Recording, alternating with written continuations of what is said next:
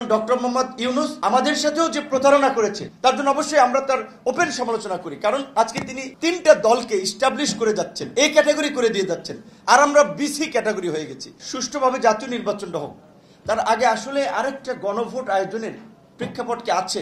তাহলে এটা নিয়ে যদি আমরা রাস্তায় নেমে যাই, রাস্তায় আন্দোলন সংগ্রাম শুরু করি, এই মুহূর্তে আসলে দুটো ভোটের বাস্তবতা নাই।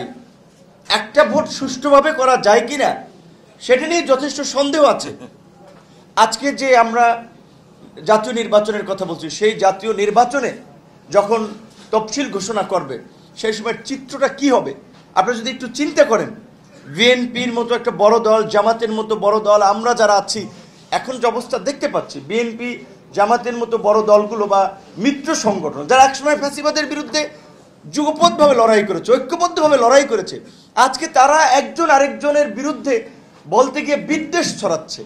এমনকি শুধু বিদ্বেষ না, সেই পুরানো বলা চলে আওয়ামী বয়ানের অনেক কথাবার্তা আমরা প্রতিষ্ঠিত করে দিচ্ছি আমাদের কথাবার্তার মাধ্যমে। তাহলে আমাদের মিত্রদের মধ্যে যদি এই ধরনের একটা বিভাজন এবং বিভেদ থাকে, তাহলে নির্বাচন বানচাল করার জন্য কিংবা ফ্যাসিবাদকে ফিরে আসার জন্য অন্যদের তো লাগবে না।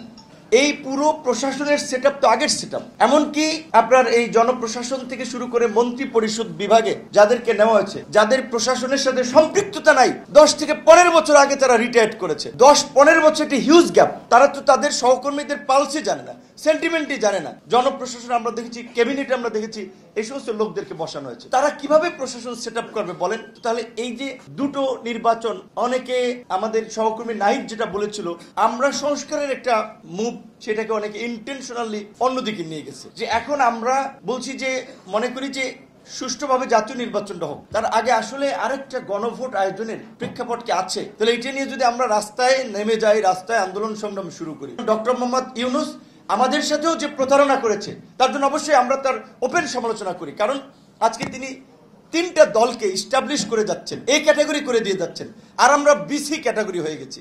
মানে এখানে বিএনপি একাধিকবার রাষ্ট্র পরিচালনা করেছে, তাদের পরামর্শ সরকার নিতে পারে যে কোনো সময়, তাদের সাথে বসতে পারে, কিন্তু জামাত এনসিপি কে কোন ক্যাটাগরিতে তারা তিনটা দল হিসেবে এস্টাবলিশ করে এই ক্যাটাগরি করে যাচ্ছে?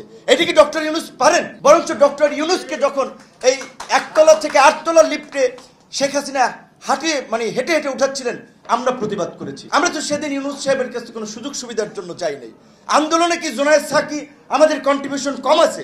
আমরা লাঞ্ছিত কম হয়েছি? তাহলে সরকার কেন এই ক্লাসিফিকেশনটা করলো?